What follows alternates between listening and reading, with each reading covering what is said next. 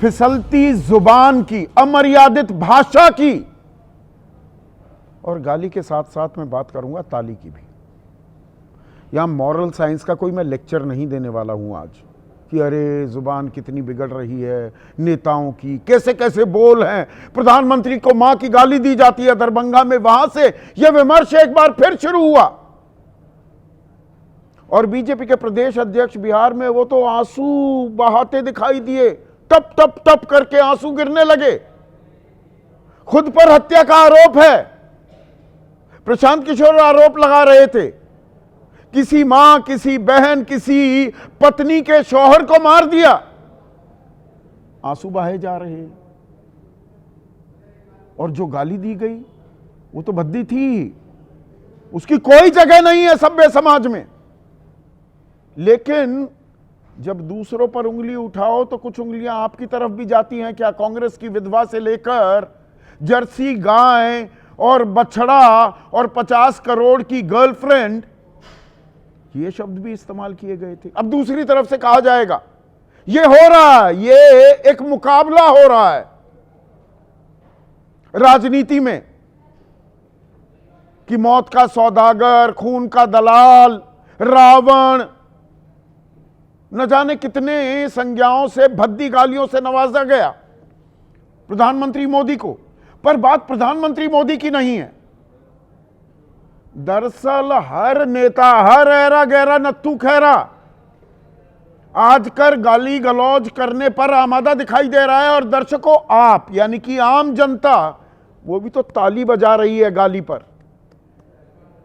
हिकारत भरी नजरों से नहीं देखा जा रहा है। तो गाली क्या चुनावी मुद्दा भी बन सकता है? चुनावी हार जीत भी गालियों के भद्देपन पर, अब मैं कड़वा शब्द इस्तेमाल कर रहा हूं, जितनी भद्दी गालियां उतने बेहतर चुनावी नतीजे। क्या हम उस ओर जाते दिख रहे हैं? अब भी, आज भी कुछ पलटवार किए गए। प्रधानमंत्री मोदी की मां को गाली दी, हंसते हैं शूर्पणखा जैसे। अब यह शब्द पहले रेणुका चौधरी के लिए इस्तेमाल किया जा चुका है, आप जानते हैं किसने किया। और सर काट देंगे, गला काट देंगे मुसलमानों का। गाली तो दी जा रही है उन्हें कि ये तो आईएसआई एजेंट है, ये तो आतंकवादी हैं। उनका गला काटने की भी बात की जा रही है और तालियां बजाई जा रही हैं। चटकारे लेकर लोग हंस रहे हैं, ताली बजा रहे हैं, जैसे बहुत बहादुरी का काम किया जा रहा है।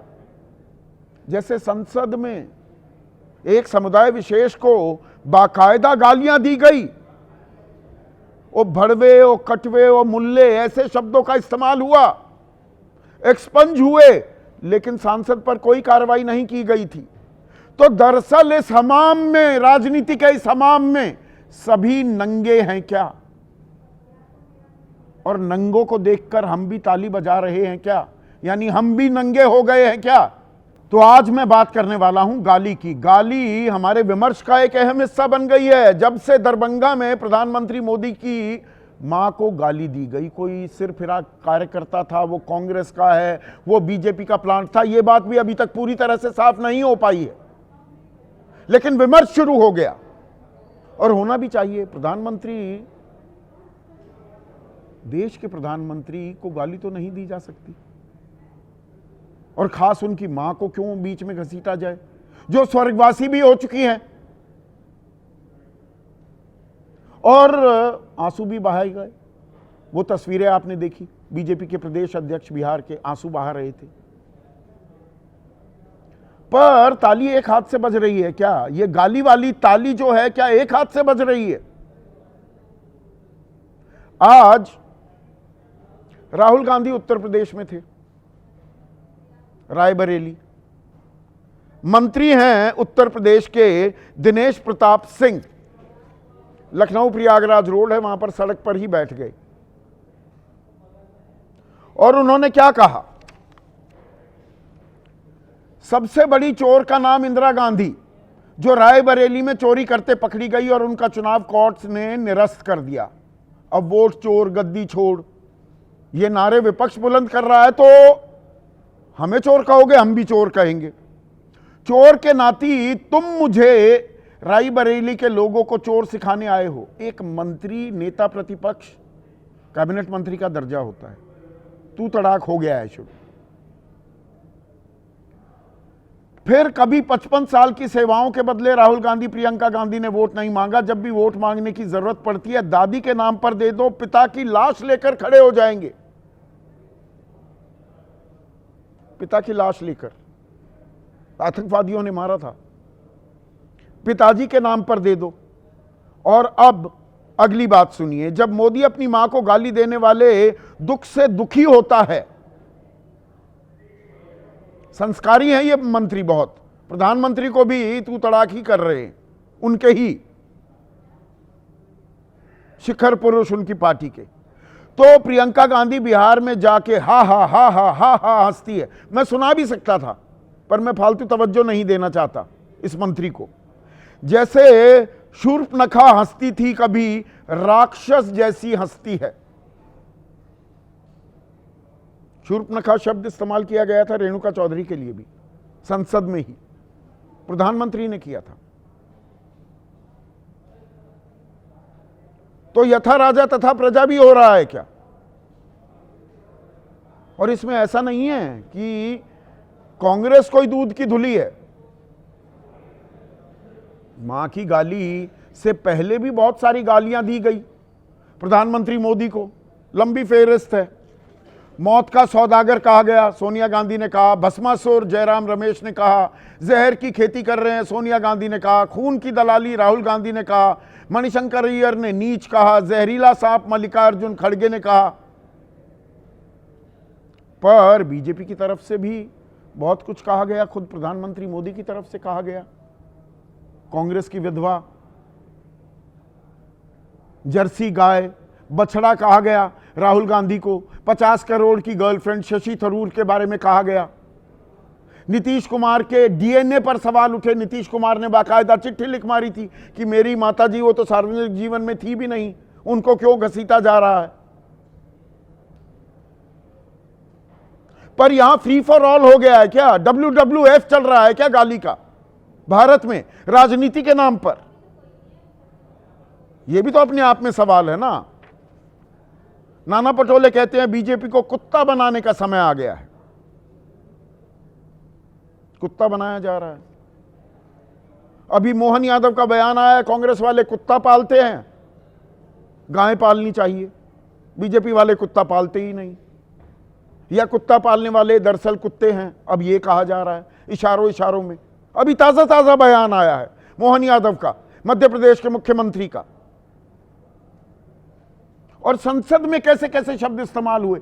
रमेश बिधूड़ी ने जो शब्द इस्तेमाल किए वो मैंने शुरुआत में ही बोल दिए हैं, दोबारा दोहराना मैं जरूरी नहीं समझता। पर उनको कोई खेद प्रकट करने के लिए, क्षमा मांगने के लिए नहीं कहा गया।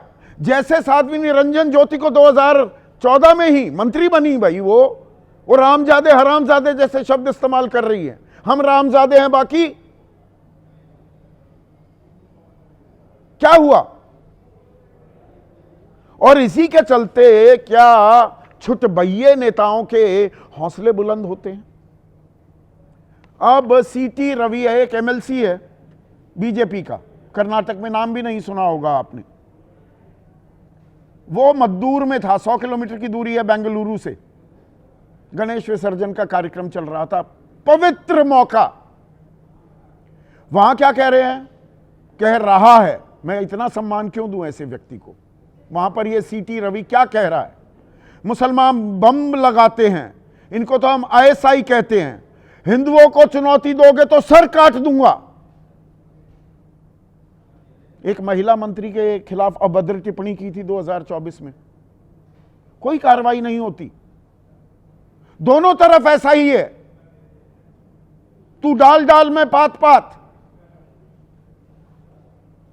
और इसमें अब आपको मैं दरअसल एक चौंकाने वाला आंकड़ा बताने वाला हूं, थोड़ा गौर कीजिएगा। भारत में, हमारे देश में, संस्कारी देश, सबसे पुरानी सभ्यता की ताल ठोकते हैं हम, हम कितने असभ्य हो गए हैं, उसकी एक वानगी आपके सामने अब मैं पेश करता हूं।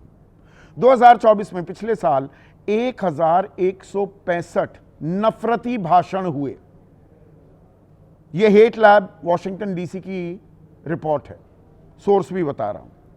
यानी कि रोजाना औसतन 3 नफरती भाषण।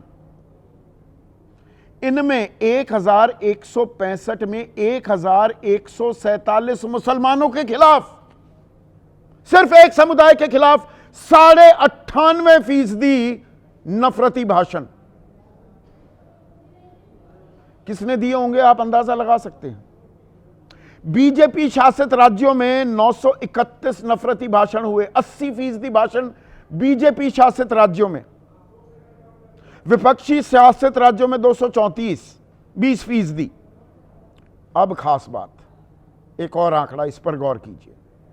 2023 में नफरती भाषणों की संख्या 668 थी, 2024 में ये हो गई 1165, 74.5% का इजाफा, 75% मोटा मोटा पकड़ लीजिए का इजाफा। यानी कि चुनाव आते हैं तो हम नफरती भाषण देने लग जाते हैं, गालियां देने लगते हैं। तो दरअसल ये आप पर, मुझ पर भी एक टिप्पणी है क्या दर्शकों? हम गाली जो दे रहा है उसके लिए ताली बजाते हैं, उसको वोट डालते हैं क्या? इसीलिए हौसले और बुलंद होते हैं और बेलगाम होते जा रहे हैं हमारे नेता या हमारा समाज, हम भी।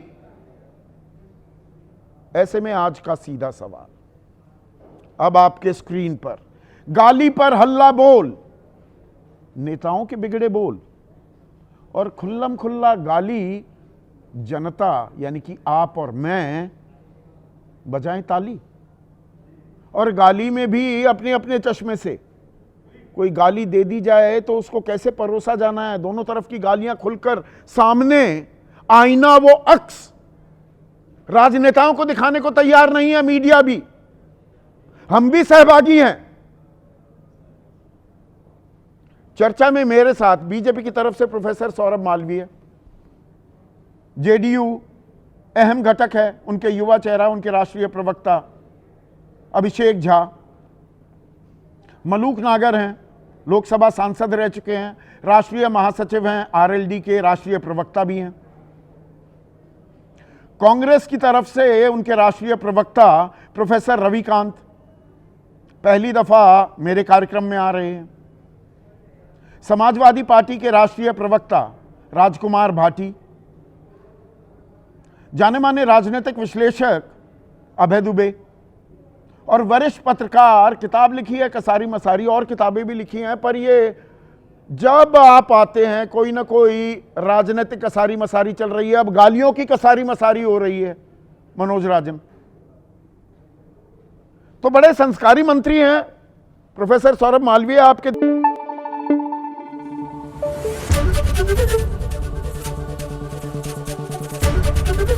एबीपी न्यूज आपको रखे आगे।